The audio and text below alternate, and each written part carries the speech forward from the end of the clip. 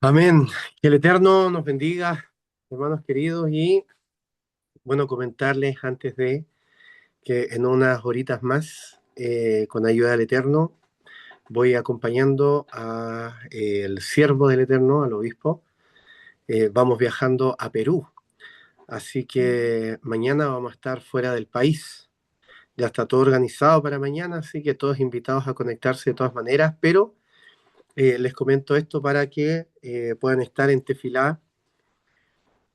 Yo pretendo, estando allá, hacer algunos lazos. Hay una comunidad mesiánica muy linda en el lugar donde vamos a estar, así que me voy a dar el tiempo de ir a visitar la comunidad y hacer lazos.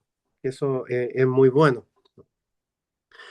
Dicho esto, vamos a nuestra porción, ¿cierto? Porción para allá, Shemini, ¿cierto? Que comienza diciendo, Vayehi Bayom Hashemini, Baruch Hashem. Y, ¿cierto? Los congregó, los juntó el octavo día. Respecto al octavo día, hermanos queridos, hemos hablado, ¿cierto? Un montón de veces. Le hemos dado muchísimo a la representación que tiene el octavo día. Siempre hablamos de los ciclos, ¿cierto? De la dimensión en la que estamos, que se manifiesta a través de ciclos de 7, y decimos que cada vez que la escritura habla de un octavo día, ¿cierto? Hay un propósito del Eterno, hay algo elevado, porque en realidad para nosotros el octavo día no existe. Nosotros tenemos 7 días y el octavo día vendría siendo el primer día. Eso quiere decir que en realidad no tenemos un octavo día. Pero cuando la escritura habla de al octavo día, cada vez, esto lo aprendí de mi rabino, de todas maneras, cada vez que abrimos la escritura y encontramos al octavo día, estamos hablando de un día espiritual, un día que está fuera de nuestro tiempo, que es finito.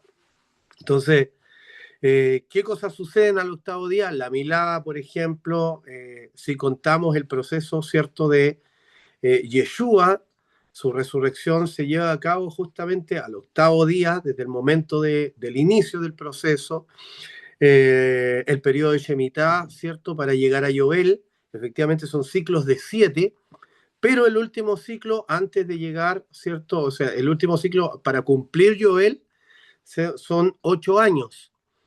Eh, de hecho, son 3 años los que uno depende completamente del Eterno en el último periodo. No son dos, son 3 años los que uno depende del Eterno. Entonces, hay harta información que podríamos compartir respecto a el octavo día.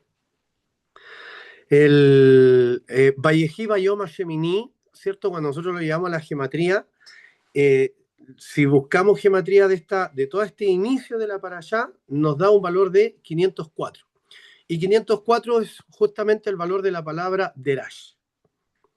Derash, ¿cierto? Nos llama a nosotros, el derash es un llamado a investigar, a buscar, porque algo hay escondido en esta porción, algo hay, ¿cierto?, para nosotros, algo hay especial para nuestras vidas en esta porción.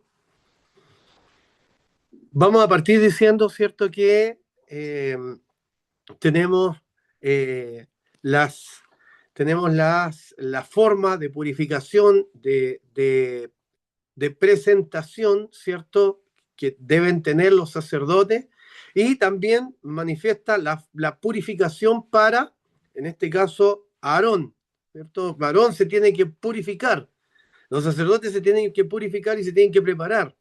Recuerden que estamos en el libro Baikra, ¿cierto? Que es llamado el libro de las santidades, ¿cierto? El libro donde aprendemos cómo llevar una vida en Kedushá conforme a lo que el Eterno nos pide, nos demanda. Y hay una idea que es muy profunda dentro de esto. ¿Por qué? Porque todos conocemos, ¿cierto?, este terrible hecho que es el Egel, ¿cierto?, el becerro de oro, donde mientras Moshe está, ¿cierto?, en la presencia del Eterno, en el monte, producto de la presión del pueblo, ¿cierto? Aarón cede a esta presión y permite, ¿cierto?, que las mujeres traigan sus alhajas ¿Para qué? Para erigir un becerro de oro. Decimos, ¿cierto?, para que se levante. Nuestros sabios cada vez que hablan del becerro de oro y llegan a esta parte de la porción, dicen, para que se levante el becerro de oro, como si lo hiciera por sí mismo. Y eso es porque en el hebreo, cuando nosotros pasamos por esta parte, ¿cierto?, de la Torá, en el hebreo, en estricto rigor, da a entender que cuando se fundieron, ¿cierto?, las alhajas que trajeron las mujeres, el becerro de oro se autoformó de este lugar. Es como que de la fundición apareció el becerro de oro. Por eso que hablamos, ¿cierto?, de esta forma. Ahora, este becerro de oro que aparece, ¿cierto?, que lo tenemos las porciones antes, y que trajo tanta desgracia, nuestros sabios incluso llegan a decir que el Yom Kippur, la celebración de Yom Kippur, aparece producto, ¿cierto?, de la negatividad que trae el becerro de oro. Fíjense que en los tratados talmúdicos, ¿cierto?, cuando vamos a Moadim, al tratado, ¿cierto?, de los Moed, encontramos que Yom Kippur no está dentro de este tratado. Donde están los Moed, ¿cierto?, donde están las celebraciones, Yom Kippur no está dentro de este tratado. Yom Kippur lo encontramos aparte, lo encontramos en el tratado de Shabbat.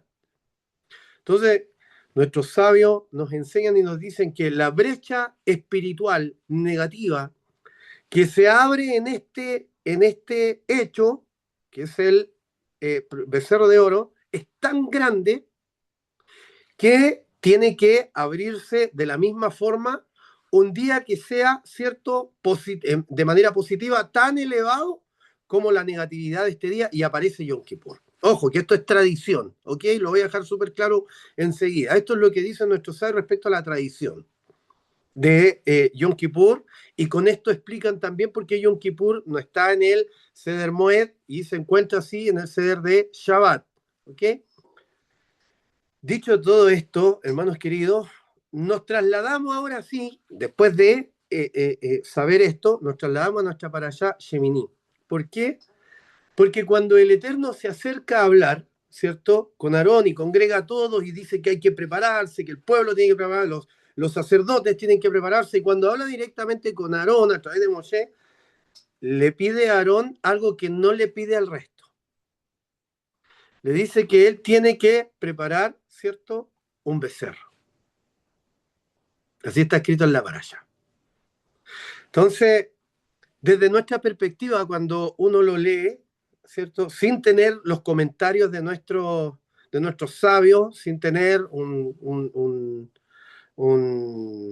sin tener tratados del Talmud para estudiar, uno dice, qué curioso que como que el Eterno, ¿cierto?, le mete un poquito el dedo en la llaga a Aarón, diciéndole, ¿cierto?, ya que hiciste esto, ahora te voy a demandar a ti que tú traigas un becerro para que no se te olvide, como que el Eterno estuviese, ¿cierto?, haciendo de adrede, haciendo algo para dañar, ¿cierto?, o para hacer que Aarón se sienta mal, es decir, para que Aarón se recuerde de lo que pasó, ¿cierto?, y que esto en el servicio, más encima que están preparando para el servicio del templo, que esto lo haga sentirse menoscabado, sentirse acusado, sentirse mal. Entonces, tenemos que nosotros entender que si esta porción, ¿cierto?, en su inicio nos manda a hacer un derash, es porque hay algo que tenemos que entender. No necesariamente de lo que nosotros hacemos o lo que el Eterno nos ordena, o sea, no solo de lo que nosotros tenemos que hacer, sino de por qué el Eterno nos da la orden de hacer algo. Algo que a veces parece que viniese a un poquito remecer, ¿cierto?, nuestro ego. Y podríamos tomarlo por ahí y decir nosotros, no, el Eterno me está tocando el ego, porque Él sabe que yo hice esto y ahora estoy acá y me está pidiendo lo mismo. Pero la idea en este derash, ¿cierto?, en esta como investigación que uno hace para poder sacar esas perlas de sabiduría para nuestras vidas, la idea profunda es tan hermosa, Y es tan fuerte respecto al carácter del Eterno. Y en realidad, hermanos queridos, yo lo voy a decir desde mi perspectiva. Es como que cuando uno entiende lo que sucede en esta porción, es como que el Eterno nos mira o me mira y me dice, si tú lo entendías de esta forma es porque no entiendes nada. Porque lo primero que efectivamente, de hecho, nuestros sabios se preguntan, las primeras preguntas de nuestros sabios respecto a la Parashá Shemini son, ¿cómo es posible que el Eterno le meta el dedo en la llaga a Aarón? No lo dicen de esa forma, por supuesto, pero ellos plantean esto. Entonces tenemos que nosotros ahora entender, hermanos queridos, que en realidad en cada una de nuestras vidas, en todos nosotros, todos, el Moré, el Robe, el Rabino, la pastora, los hermanos, todos nosotros, tenemos en cierta medida, ¿cierto?, un becerro de oro. Todos nosotros tenemos un becerro de oro. Que ese becerro de oro es hacia dónde se dirigen nuestros ojos, qué es lo a qué le prestan atención nuestros oídos, hacia dónde se encaminan nuestros pasos, qué cosas toman nuestras manos que no nos corresponden, no nos pertenecen, y un largo etcétera de cosas, ¿cierto? Que se transforman finalmente en algo que eh, a veces por presión, hermanos queridos, del entorno, cedemos y perdemos esta conexión con el Eterno. Es decir, nos apartamos de la Kedusha. Cada uno de nosotros sabemos que se manifiesta en nuestra vida como un becerro de oro. ¿Qué es lo que viene a nosotros a apartarnos de la Kedusha? Dicho esto, entonces, pareciera que en esta porción, así como el Eterno lo hace con Aarón, pareciera cierto que al recordar nosotros nuestros propios becerros de oro, dijéramos, oh, el Eterno dejó esta porción aquí para que yo me acuerde de lo que hice. Y ahora que recuerdo lo que antes hice, lo que me apartó del Eterno, me da vergüenza, me avergüenzo. Ahora, fíjense que le damos, a través de este pensamiento, le damos al Eterno una característica que no es de él. Porque la Escritura dice que hay un acusador, y ese acusador no es el Eterno. Y aquí ya nos cambió todo. Es decir, cuando el Eterno le está pidiendo a Aarón que él presente este becerro, no tiene que ver con un carácter de acusación. Cuando en nuestra vida, hermanos queridos, el Eterno nos demanda algo que en alguna medida nos lleva a alguna transgresión, nos llega a algún momento de debilidad o nos lleva a algún momento en donde en realidad no hicimos lo que correspondía como hijos del Eterno, ¿cierto? Tenemos que nosotros entender que el Eterno lo está haciendo con el fin de acusarnos, porque hay alguien que tiene ese trabajo. Ahora lo que hay que entender es por qué el Eterno trabaja de esta forma. ¿Por qué el Eterno trabaja de esta forma con nosotros? ¿Por qué el Eterno nos haría recordar? ¿Por qué a través de la parashá yo necesariamente recuerdo y digo, oh, así como pasó con Aarón, así me pasó a mí? Así también, yo también caí igual que Aarón, hice algo y después pasó un tiempo, yo pensé que el Eterno me había, que ya se había pasado esto y el Eterno viene y me da con esto. Entonces, ¿para qué el Eterno usa esta herramienta? Y aquí, hermanos queridos, es donde se nos voltea, ¿cierto? Como se dice coloquialmente, se nos voltea la tortilla, porque lo que está haciendo el Eterno con Aarón, el Eterno le está diciendo a Aarón, mira, para que te acuerdes de lo que hiciste, ahora tráeme un becerro, preséntalo delante de mí y delante de todo el pueblo, porque ojo, la purificación era delante de todo el pueblo. El Eterno, en realidad, hermanos queridos, le está diciendo a Aarón, para nosotros es una acusación, pero desde el cielo, el Eterno está extendiendo una mano de misericordia. El Eterno está extendiendo una mano de misericordia. ¿Por qué tenemos que entenderlo de esta manera? Porque el Eterno no busca acusarlo, sino que el Eterno, lo que el cielo quiere es que, o lo que el cielo diría, lo que el Eterno diría es, ¿sabes qué? Mira, quiero que tú vuelvas. Escuchen esto. Quiero que tú vuelvas. Quiero que tú retornes y que retornes en completo bien. Yo, de lo que sucedió, porque la escritura dice así, lo que sucedió hacia atrás, si quedó, si está atrás, ya pasó. Pero ahora yo necesito, te estoy entregando la herramienta para que tú puedas volver. Es decir, para que tú puedas reconectarte con la Kedushá que perdiste. Baruch Hashem. Baruch Hashem. ¿Y por qué esto es importante, hermanos queridos? Porque siempre nosotros pensamos en el trato que tiene el Eterno, que el cielo de alguna forma nos está acusando, nos está apuntando. Y lo que se está propiciando en realidad es la forma de volver. El Eterno lo que está haciendo no es meternos el dedo en la llaga. El Eterno lo que está haciendo con Aarón no es recordarle lo que hizo, sino le está entregando y nos entrega a nosotros las herramientas para que nosotros podamos volver a conectarnos con Él. Es decir, hermanos queridos, la escritura en ninguna parte, si conocen un texto, hermanos queridos, pero en ninguna parte la escritura dice, en ninguna parte, que el Eterno actúa de mala forma. No existe un pasaje donde el Eterno actúe de mala forma. Me refiero a mala forma donde el Eterno actúe y nos traiga una desgracia.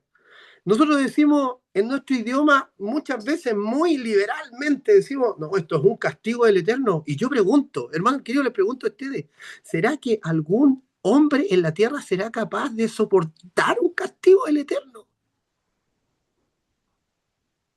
¿Será alguien capaz de soportar un castigo del Todopoderoso, del Santo Bendito? Imposible, eso no es posible. Quiere decir que en realidad el Eterno no castiga. Quiere decir, en esta porción, según lo que entendemos que sucede con Aarón, que lo que nosotros llamamos castigo, porque para nosotros es bueno o malo, pero el Eterno es bueno. Para el bueno o malo de nosotros no sirve con el Eterno, sirve entre nosotros nomás. De labio es súper sencillo, es muy sencillo decir, no, el Eterno, todas las cosas redundan a bien. No, el Eterno tiene el control de todo. Pero llamamos castigo delante del Eterno, decimos, no, el Eterno me está castigando. Y lo que el Eterno hace, hermanos queridos, lo que el cielo da, es misericordia. El Eterno no es malo. No existe alguien que pueda soportar el castigo del Eterno. Entonces, esto que el Eterno hace, de poner ahí delante de nosotros, ¿cierto? Digámoslo según la parashá, de mandarnos a buscar el becerro, es un llamado a que ese becerro que levantamos y que nos hace caer, lo sacrifiquemos de una vez por todas y que miremos hacia adelante. Que ese becerro, ¿cierto? Que muchas veces atenta contra nuestra kedushá, porque eso es lo que hace el becerro, que viene y atenta contra nuestra kedushá y nos aparta del Eterno y andamos todo el día con la cabeza metida, ¿qué voy a hacer? Hago esto, lo otro, y pasan los días y pasan las semanas y nuestra cabeza da vuelta y nos preguntamos nosotros mismos y nos autocastigamos, ¿y por qué? ¿Por qué? Y lo habré hecho mal, lo habré hecho... Y el Eterno lo único que desea, porque el Eterno eso quiere, es que nosotros podamos volver a conectarnos con Él. El Eterno no tiene otra intención. El Eterno no quiere ponernos la mano encima porque nos mata, hermanos queridos. El Eterno nos quita, si el Eterno se dispone, basta que el Eterno simplemente, oh, Baruch Hashem, ¿ustedes saben cuánto dura la ira del Eterno? ¿Alguien sabe cuánto dura la ira del Eterno? Dice la Escritura, escóndete un momento, hasta que pase mi ira. Baruch Hashem, Baruch Hashem, hermanos queridos, si el Eterno se aira, le dura un momento y luego se va, se desvanece, hermanos queridos, porque el Eterno es bueno, es Tov, Tov para nosotros, bueno para nosotros. Lo que el Eterno desea a través de lo que nosotros llamamos castigo es entregarnos las herramientas, hermanos queridos, para que eso que, que desvía nuestra vida, eso que sana nuestros pasos del camino que el Eterno ha zanjado, eso que viene a quitarnos el sueño, que nos acostamos en la noche, hermanos queridos, y nuestra mente está en cualquier parte, no podemos dormir, nos damos vuelta para acá, nos preguntamos, no, hermanos queridos, el Eterno lo que desea es que tomemos todo eso que nos quita el sueño, que nos aparta de Él, que le pongamos las manos encima, que pongamos nuestras manos sobre ellos y que lo sacrifiquemos. Ese es nuestro esfuerzo. El cielo no castiga, hermanos queridos. El cielo no castiga, el cielo da herramientas para volver.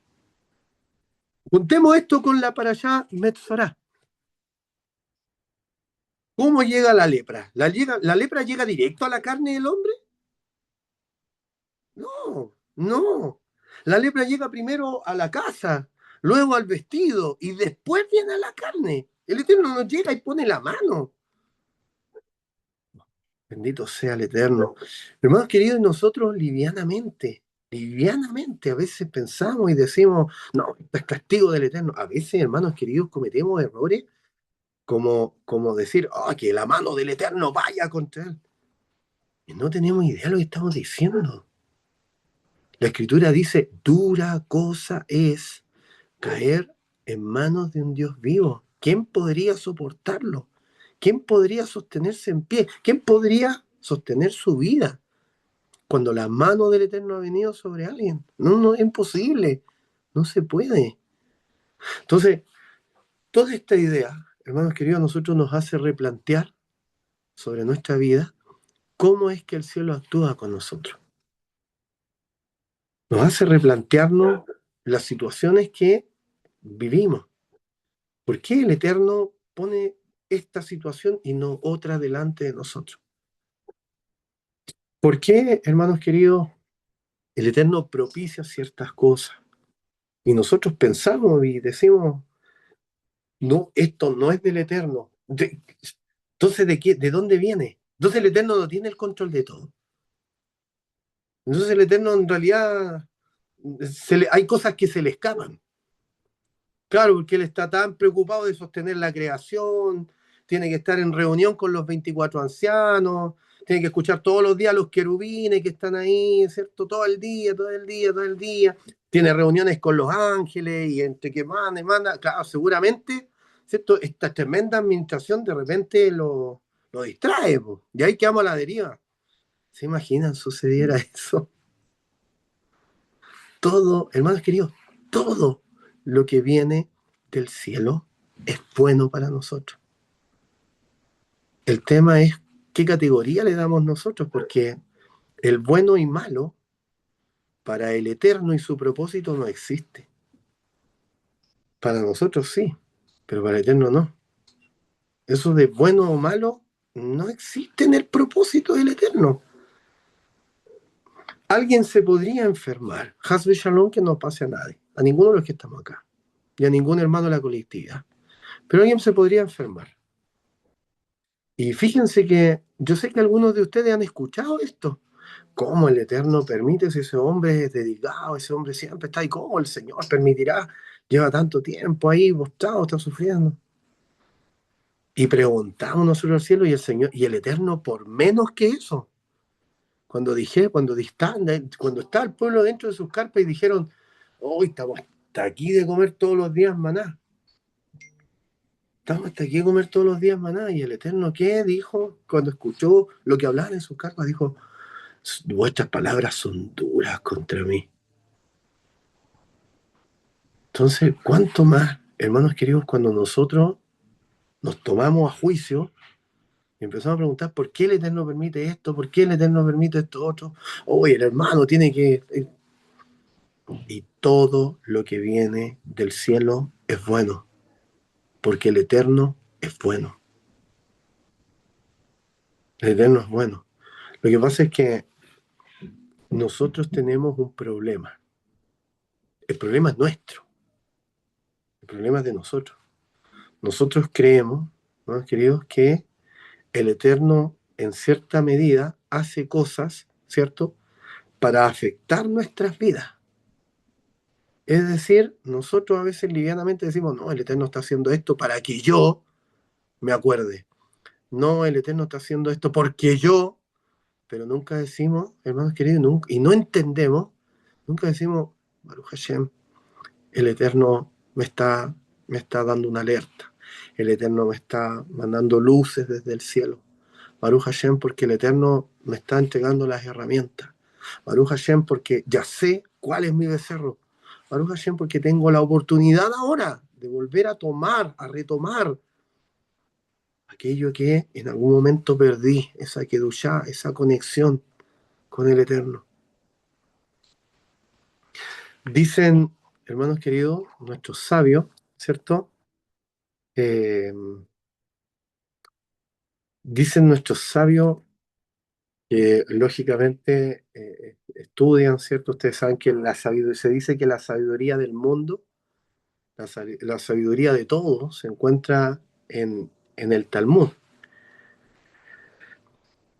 ¿Y por qué, hermanos queridos, para nosotros es tan importante? ¿Por qué sería tan importante para nosotros desprendernos de esta cosa? Porque fíjense que es muy humano pensar, ¿cierto? Todos nosotros sería muy humano decir, bueno, pero el Eterno en realidad conoce nuestra naturaleza y Él sabe que nosotros estamos en un camino de esto, de lo otro, que tratamos todos los días, pero hay días buenos, hay días malos, un día puedo, un día soy santo, el otro día no lo soy, el tercer día soy santo de nuevo, y una semana después no lo soy, etcétera. Y así nos llevamos con este pensamiento humano. Entonces, hay un tratado que me llama a mí la atención, que no recuerdo cuál, no sé si es Baba Batra o Baba Metzia, no me acuerdo cuál de los dos es, no sé. Pero uno de estos dos tratados, creo que es Baba Metzia, pero no estoy seguro, no estoy seguro. Uno de estos dos tratados dice que todas las enfermedades del hombre, ¿cierto? Todas las enfermedades del hombre se manifiestan o vienen de la vesícula biliar. Todas, todas las enfermedades del hombre vienen de la vesícula biliar. Que ese es como el centro desde donde se generan todas las enfermedades, que son las enfermedades naturales determinadas, ¿cierto? Donde se ramifica el resto de las enfermedades son 83. Por si no lo saben, si alguien lo quiere anotar, hay 83 enfermedades de base de las cuales se desprenden todo el resto de las enfermedades. Eso lo dice la ciencia hoy día, pero lo dijo el Talmud hace un montón de años. Entonces, ¿por qué, hermanos queridos, esto sería para nosotros importante? ¿Por qué sería para nosotros importante? ¿Y qué tiene que ver con lo que estamos hablando? Este tratado, ¿cierto? Que habla de estas 83 enfermedades, 83 a todo esto es el valor de la palabra majalá. Majalá es enfermedad. Majalá con una H intermedia es enfermedad. Entonces, ¿por qué esto para nosotros es importante? Porque uno sigue estudiando, ¿cierto? Uno sigue leyendo un poquito el tratado y el tratado abajo se pone en una discusión muy interesante que dice que cuando si alguien está enfermo, no puede orar por sanidad de otro enfermo. A mí me llamó poderosamente la atención, me llamó muchísimo la atención. Y recuerdo que hace muchos años, una vez yo lo dije esto, y un hermano dijo, estábamos en un chiur, hace muchos años atrás, cuando estábamos recién reuniéndonos, hace una chorrera de años. De hecho, muchos de ustedes todavía no estaban. Pero una vez estábamos estudiando y yo dije, mi rabino una vez me enseñó, yo tuve mucho tiempo enfermo de la espalda, estuve casi un mes postrado, que no me podía mover porque los dolores eran terribles. Bueno, y en un momento cuando hablé con mi rabino me dijo, ¿sabes qué? Uno tiene que mantenerse sano porque nosotros enfermos no le servimos al Eterno. Para mí esas palabras fueron súper fuertes en el momento. Dije, ¿cómo no le vamos a servir enfermo? Si uno se dispone el corazón, aunque uno esté ahí no sé, con todo el malestar, ¿no? Uno trata de servir, pero en realidad después, con madurez y sabiendo lo que conlleva y lo que significa cargar con una enfermedad, es verdad, pues, hermanos queridos, porque estamos atados a algo que afecta nuestra carne. Y este tratado intenta decirnos, ¿cierto? Intenta enseñarnos que es tan importante para nosotros el hecho de estar sano para poder ser sanidad para otros a través de una tefilá, de una imposición de mano, etcétera. Que de la misma forma, para nosotros poder extender la kedushá en otro, nosotros debemos estar o vivir constantemente en un estado de kedushá. ¿Cuál es nuestra prédica? ¿Cuáles son las palabras que salen de nuestra boca? Ay, parece que cuando estoy más mal es cuando más el Eterno me usa. Parece que cuando estoy más mal, cuando ando con la cabeza en todos lados, es cuando más el Eterno. Y la Escritura deja súper claro que cuando eso sucede en realidad es por amor a los pequeños. No tiene nada que ver conmigo. No tiene que ver conmigo. Yo soy simplemente barro en las manos del alfarero. Nada más, nada más. Y lo que al Eterno le importa, ¿cierto? Son los pequeños, porque en realidad mi relación con Él, Él se la entiende conmigo, no se entiende con el resto, ni le va a preguntar al resto, Él se va a entender directamente conmigo. Entonces, todo esto, ¿cierto? Eh, eh,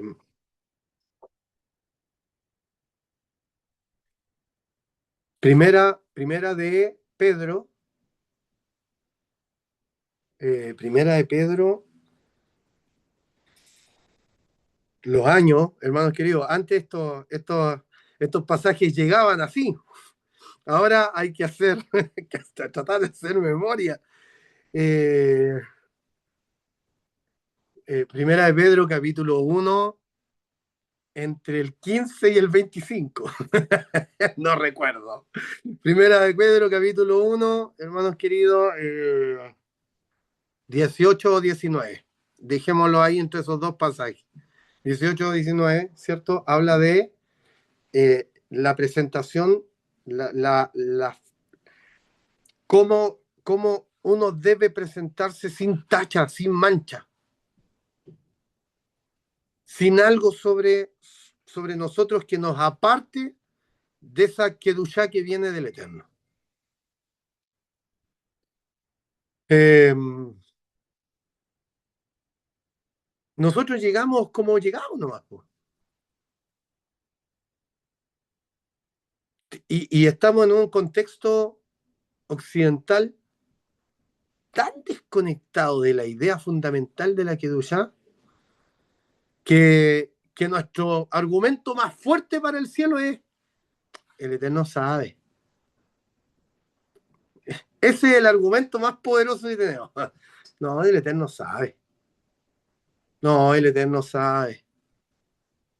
Y lo único que sabe el Eterno es que nos estamos yendo de cabeza al pavimento. Eso es todo lo que sabe el Eterno. Entonces, ¿cuán se relajan con exactamente, relajamos conducta, así como que no importa. Ustedes saben que nuestro enemigo, miren, les voy a contar, vamos a ver algo que es como, no sé qué hora es, ya, estamos bien, no me quiero alargar mucho, pero ¿cómo ataca nuestro enemigo?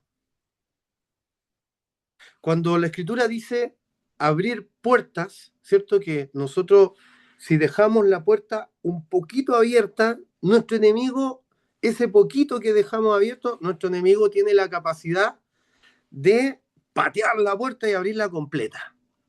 ¿Por qué? Porque nosotros propiciamos ese pequeño espacio. Esa puerta que quedó un poquito abierta es un problema.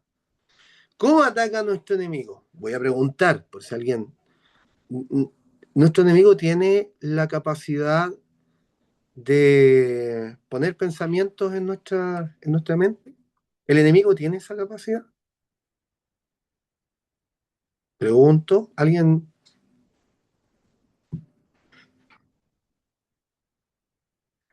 ¿Cómo dice, hermanos queridos, la mística que actúan los Sheidim? Vamos a decir Sheidim para no usar el nombre genérico porque no lo hacemos hoy día. Que Sheidim es el nombre femenino, ¿ok? ¿Cómo actúan? Dicen que en el sueño de la noche, ¿cierto? Ellos tienen la capacidad de afectar nuestros pensamientos y nuestros sueños de manera neuronal. Tanto así, ojo, estoy hablando de la mística, lo que dice la mística, tanto así, ¿cierto? Que ustedes saben que el judaísmo tradicional dice que en la mañana antes de tocar cualquier parte del cuerpo, ¿qué tenemos que hacer? Netilat Yadai, enseguida. Tenemos que, ¿cierto?, sacarnos una impureza que vino durante la noche. Que no tenemos idea, no tenemos idea. Nosotros estamos tan alejados de este contexto que para nosotros eso no tiene mucho peso. Roe Daniel, por favor. Con respecto a lo que estaba hablando usted, amado Rob, una vez fui a una iglesia que invitaron a una ex bruja brasileña, que fue muy, pero muy, muy grande en brujería y fue muy fuerte lo que el Eterno hizo con ella. Y Da Silva, no me acuerdo cómo se llamaba. No, era el apellido Da Silva. Pero era connotada en lo que hacía. Por eso fue tan grande lo que las iglesias querían llevarla de lugar en lugar por cómo la sacó. Y en el comentario que ella hizo con respecto a lo que venía a hacer, ella menciona, y me quedó muy grabado esto, porque una vez también lo estudiamos con usted, por ejemplo, las influencias. Ella, por ejemplo, dijo que el Eterno le hizo entender un Teilim que dice: no tendrás temor a la saeta que vuela de noche y a la que vuela de día. Y el comentario es decir, a ver, a la flecha que vuela de noche y la flecha que vuela de día. Y más que nada, la flecha que está mencionando es a eso mismo, a lo que te lanzan para dejarte en el pensamiento, para dejarte algo asumido ahí. Lo mismo que la de noche, en la que puede ser, Vilma puede ser, parece que sí. Y es una morena. Y te deja eso puesto. Y en las influencias espirituales, cuando recuerdo que lo estudiamos con usted, es exactamente lo mismo. Te influencian, pero es algo que te ha sido lanzado externamente para llevarte a eso. Baruch Hashem, respecto a lo mismo, es acertado el comentario porque respecto a lo mismo se dice que este salmo, este Teilim, ¿cierto? O la Teilá, ¿cierto? Que está escrita, cuando habla de la flecha de día, es la flecha que llevó a David a pecar con Betsabé, que dice que un ente, ¿cierto? Un ente maligno, cuando David se quedó en palacio, siendo que él tenía que haber salido a la guerra, cuando él se quedó ahí se abrió la primera brecha de la puerta, para que lo entendamos. Dice que él se quedó en el palacio, entonces dice que un ente se acercó y detrás de David lanzó una flecha.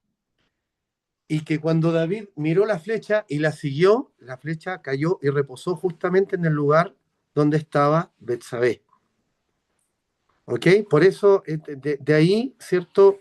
Lo que dice este salmo. Y efectivamente, no vamos a entrar a hablar de las intenciones, nada de eso, porque nos iríamos, hermanos queridos, nos elevaríamos mucho y nos podríamos perder. Pero lo importante es que de todo esto que estamos hablando, ¿cierto? La importancia que tiene para el Eterno, así como lo hace con Aarón, que cuando nosotros nos vamos a presentar delante de Él, que lo hagamos cerciorándonos que aquello que nos aparta de la Kedushá que Él nos demanda, lo hayamos degollado.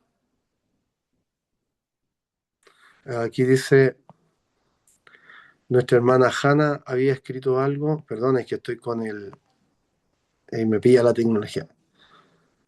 Líbrame de los pecados que me son ocultos, por supuesto. Recuerden que se dice que hay sueños de la noche, no todos los sueños son del Eterno, hay sueños que son propiciados, ¿cierto?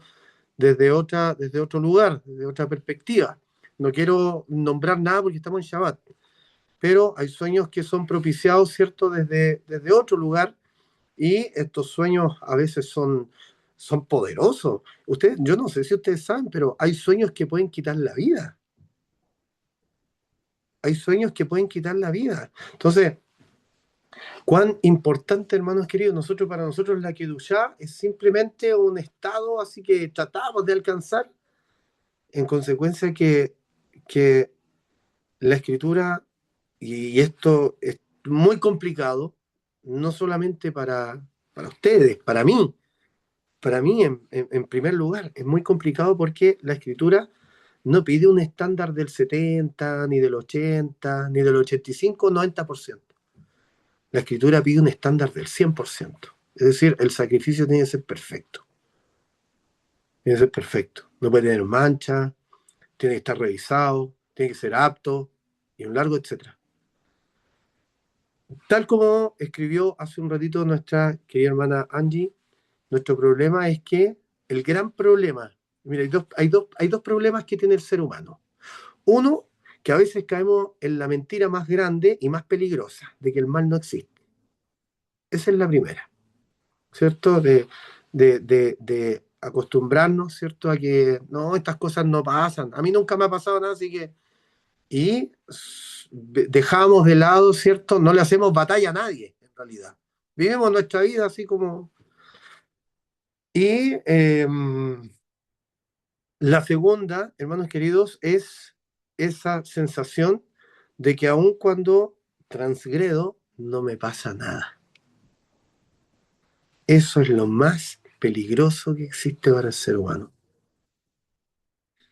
¿Qué sucede en este caso? Es que, claro, nos olvidamos que hay un sacrificio que nos cubre, que está sobre nosotros.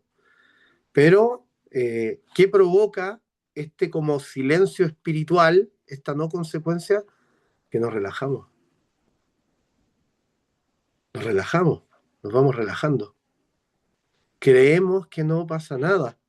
Pero, ¿se acuerdan que hace unas 2 o 3 parashot atrás, no sé si unas parashot o en un shiur, hablamos de que en realidad el pecado o la transgresión del hombre no afecta solamente al hombre, sino que afecta a la tierra? Y eso lo aprendemos a través de que cuando hacemos tikkun, no solamente nosotros, ¿cierto?, regresamos, sino que provocamos un tikkun en la tierra y en la creación completa. De ahí entendemos esto. Si nuestro tikkun, ¿cierto?, si nuestro retorno, esta rectificación, tiene o provoca un cambio en la creación, entonces mi pecado no me afecta solamente a mí, afecta a mi entorno, afecta a la tierra que estoy pisando, ¿cierto?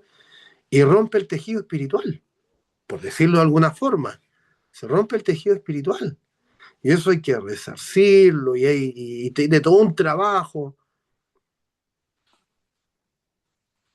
La pregunta, hermanos queridos, para terminar y dar espacio a que podamos comentar y nos elevemos y nos quedemos hasta las 4 de la mañana aquí, no, no puedo. No puedo porque en un rato más voy viajando. Pero la pregunta para nosotros es, eh, ¿cuál es nuestro estándar? El cielo tiene el suyo. El cielo tiene su estándar. El Eterno tiene su estándar. Entonces la pregunta para nosotros es, ¿cuál es nuestro estándar? ¿Tenemos la fuerza suficiente, la emuná, la confianza, ¿cierto? Esa semilla de mostaza, tenemos esa semilla de mostaza tan arraigada en nuestra vida que somos capaces de tomar eso que nos aparta del Eterno de continuo eso que no nos deja vivir en paz, presentarlo delante del Eterno y decir, aquí está, y degollarlo, hermanos queridos, de una vez por todas, Baruch Hashem, y dejar que la sangre que fluye de ese sacrificio, ¿cierto? Entendiendo de manera espiritual lo que estamos hablando, nos redima y podamos tener una vida en paz. Hay uno solo que nos recuerda nuestro pasado, hermanos queridos. Creo que este es un dicho de la iglesia, no estoy seguro, de la iglesia cristiana, no estoy seguro, pero este dicho dice, ¿cierto? Cuando venga el enemigo a recordarte tu pasado, recuérdale tú cuál es su futuro. Baruch Hashem. Para terminar, hermanos queridos, el cielo no acusa, el cielo no castiga. Lo que nosotros llamamos castigo, ¿cierto? Del cielo, tenemos que cambiar tenemos que cambiar ese entendimiento. Y tenemos que llevarlo, hermanos queridos, a lo que nos exige la Torá y decir, Baruch Hashem, porque el Eterno quiere que yo proceda a arrepentimiento. Eso está haciendo el Eterno. El Eterno me está llamando a volver, a reconectar. El Eterno me está dando la oportunidad y ahí derramarnos delante del Eterno. Gracias, Hashem. Gracias. Gracias porque eso significa que me amas y que tienes cuidado de mí y que no me quieres ver en este estado. ¿Qué dice la Escritura? En paz me acostaré y asimismo dormiré. Baruch Hashem. En paz me acosté y así dormí. Y en la mañana desperté y tú todavía me estabas sustentando. Baruch Hashem. Baruch Hashem. Hermanos queridos, se abre el plenario, se abre las opiniones. Siéntanse con la libertad de compartir. Mi hermana Hanna. Amén, Rab. Chava Chalón a todos mis hermanos, a todos los Roy. No, shalom. Lo que el Midrash al que usted se refería me dejó, o sea, lo leí ayer y me conmovía mucho entender que quizás, bueno, los rabinos decían que ese Midrash explicaba que David Amelech no quería que llegara la noche o que él al llegar la noche sabía que podía venir esta influencia negativa, todo esto, y él trató de cambiar un poco eso, por lo que entendí, y dormir de día, para que de día las influencias no llegaran tanto a su mente, a su corazón, y de alguna manera ellos decían que eso se derivaba que porque él estaba a mediodía, mientras estaban los hombres en la guerra, él venía levantándose como después del mediodía, ya en la tarde, levantándose, después de haber tenido, claro, otras actividades, eh, para evitar, pero bueno, sabemos que de alguna manera el acusador o el que está ahí, hasta la saeta, por eso él se refiere a la saeta que vuela de día y la que vuela de noche, o sea, si David Amelech, con ese nivel de conciencia espiritual tan elevado o de alguna manera tan cerca del Santo Bendito, nos enseña que hay que buscar la forma, que hay que buscar, que hay que acercarse, que hay que buscar la estrategia, que hay que ser sabios, no solamente inteligentes, sino sabios, y buscar la forma que me queda a mí. Que me queda a mí, Baruch Hashem, que tengo que buscar la forma de evitar, de no caer, de no ser niños espiritual. Por eso Rav Shaul creo que dice en una de sus cartas que dejemos de ser niños espirituales. De alguna manera evitar cometer los mismos errores una y otra vez de niños. Y de alguna manera no matar el becerro, como decía usted, igual es algo que nos hace encariñarnos con el becerro de oro que tenemos, nos hace encariñarnos con eso, entonces eh, es difícil, sí, es complejo, hacer teshuvá diaria, sí, es complejo, pero creo que de alguna manera los mandamientos o seguir Torah, seguir mandamientos, no, por lo menos en mi caso es algo que como es me refiero a mi forma de ser, mi personalidad, de alguna forma me ayuda a mantenerme sabiendo que, pucha, erré el blanco aquí, ¿por qué? Porque el mandamiento me decía y yo hice lo otro. Pero el mandamiento está. Lo que pasa es que yo trato de evadir el mandamiento con mis acciones. pero cuando no nos olvidemos que gracia y misericordia es una cosa, pero mandamiento es mandamiento. Entonces nos afecta, claro, nos afecta porque nosotros sacamos un poco el mandamiento de lado y ponemos mucho amor, mucha misericordia, mucha gracia, pero nos olvidamos también de que el mandamiento está por algo y nos pone vara, nos pone un límite, nos pone ciertos parámetros. Entonces, Baruch Hashem por la Torah del Eterno, por sus preceptos, inclusive por las alajá que a veces nosotros encontramos que son tan, a veces podrían parecer engorrosas y todo el tema, pero creo que cada una de ellas nos está ayudando a elevar la meta, de alguna manera nos ayuda a sostenernos también en las cosas que nosotros somos más débiles y nos ponemos a veces a querer ver que no, si no importa, si el Señor, como decimos nosotros antiguamente, el Señor sabe, el Señor sí sabe todo, pero ¿y nuestro propósito dónde está? O sea, Baruch Hashem por ese midrash que yo quería compartir, porque me tocó bastante. Sabemos que es un midrash, pero qué verdad tiene por encima, ¿cierto? Amén. Baruch Hashem. Dicho sea de paso, cuando leemos la historia de lo que sucede con David, ¿cierto? Y Betsabé, por lo general eh, lo acusamos de asesinato por Uría, lo acusamos de adulterio, ¿cierto? Por Betsabé, premeditación, en consecuencia de que nada de eso sucede. Hay que, hay que tener, ¿cierto? Hay que conocer la estructura de el judaísmo en ese sentido, porque incluso a veces desde las raíces hebreas no se entiende, ¿cierto? Eh, por qué cuando el profeta viene lo acusa de robo, porque esa fue la acusación que hizo el profeta, lo acusó de robo, no lo acusó de adulterio, no lo acusó de asesinato, ni de premeditación, no, lo acusó, dijo, había un hombre que tenía muchas ovejas y había uno que tenía una sola y este que tenía muchas fue y le robó la una que tenía este otro hombre. ¿Qué hay que hacer? Ah, que muera. Y ahí viene, hay una norma, ¿cierto?, legal judía de la que está establecida en el pueblo, de que nadie habla mucho, ¿cierto?, que es sangre por sangre, ¿cierto? Sabemos que el hijo de Betsabé, su vida fue tomada, ¿cierto? Que no, ojo, no es porque a mirada de afuera, alguien que no conoce de Torah y que no entiende, ¿cierto? Que no conoce lo que dice la escritura, diría, ¿qué tiene que ver el niño? ¿Qué tiene que ver la criatura? Baruch Hashem, que está, el Eterno dice que ellos tienen una porción ya asegurada solamente por el hecho de ser niños. Son su herencia, son de él. Él los puede tomar, por eso toma a los primogénitos y un largo etcétera. Hay que entender un montón de cosas. No sé si ustedes sabían esto, ¿por qué? ¿Alguien no sabe por qué David fue acusado de robo y no de asesinato?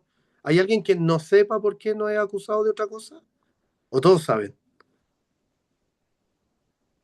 Todos saben, Baruch Hashem, Baruch Hashem. Entonces lo vamos a dejar ahí para no dar esa explicación. No sé si hay algún otro comentario, hermanos queridos. Si alguien quiere comentar algo más. Roe Daniel, por favor. Dos cosas me llamaron poderosamente la atención, Rap, que mencionó con respecto, uno de la vesícula biliar. Eh, Se me vinieron mil cosas a la cabeza y una de esas es, por ejemplo, el pensar, bueno, todo ser humano se enferma de las enfermedades básicas, un resfrío, qué sé yo, un dolor de cabeza, cosas así. Pero el Rap mencionó una enfermedad de base, ¿verdad? La 83 enfermedades de base que mencionó que provienen de la vesícula biliar, ¿verdad? ¿No me Sí. equivoco? Está correcto. Entonces, eh, ¿Yeshua habrá tenido alguna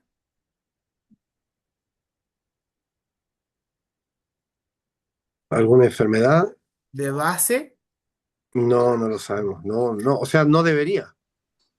La verdad que no creo, porque como él es el príncipe de la paz, en él habitaba la paz y las enfermedades vienen por problemas, por faltas de paz.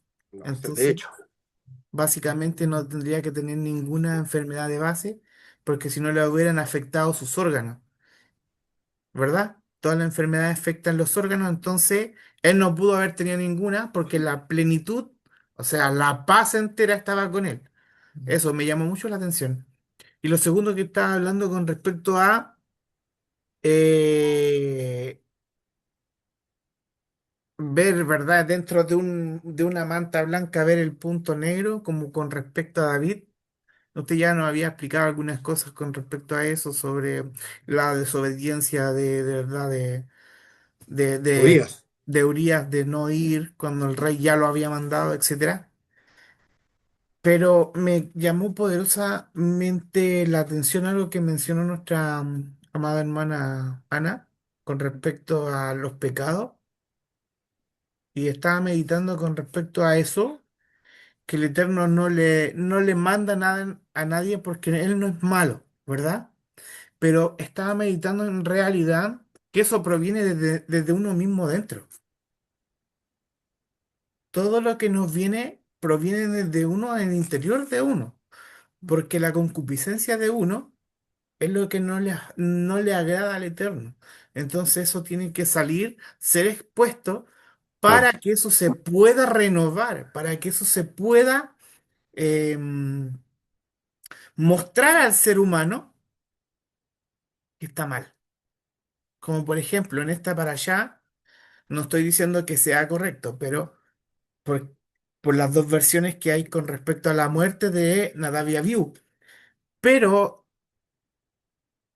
pero no es casualidad que la Torá también mencione que a la muerte de Nadab y Abiú la Torá diga no beberán vino. O sea, casualidades no podrían ser. Entonces, en el interior del ser humano existe eso que está escondidito y que es la concupiscencia, que no lo vemos en la Torá, que más lo trae el Brihadashá para hacernos entender al ser humano de que eso es lo que lo afecta a nosotros mismos. Entonces eso tiene que salir y ser tratado. Si eso no es tratado, en realidad eso es lo que nos aleja del Eterno. Entonces eso no nos afecta. Y David lo tenía en el interior escondido. Como estaban hablando también de los Midrash, el Midrash que nos enseña de David Amelech, que David Amelech quería estar nombrado dentro de los tres patriarcas, ser el cuarto patriarca. Y el Eterno le menciona el pecado. Tú no vas a poder por esto, por esto. Igual lo intentó, pero lo que está dentro no lo dejó salir. Entonces, pienso yo, no estoy diciendo que sea correcto, pero dentro de esto, lo que estábamos hablando, Amado Rab y mi hermana Ana, que como al interior del Eterno, en el interior de cada uno de nosotros existe esto, que debemos trabajarlo, o como decía usted, Rab, presentarlo delante del Eterno para degollarlo, muchas veces fallamos. Y sigue dentro de nosotros y no lo soltamos. Bendición. Rav Shaul lo dice de esta forma.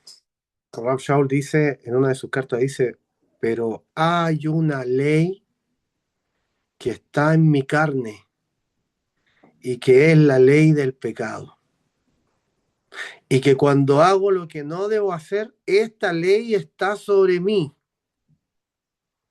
Fíjense lo que está diciendo Rav Shaul, que nosotros decimos, que casi, que para algunos, hermanos queridos, está Rav Shaul y después Jesús, para que se den una idea, ¿cierto?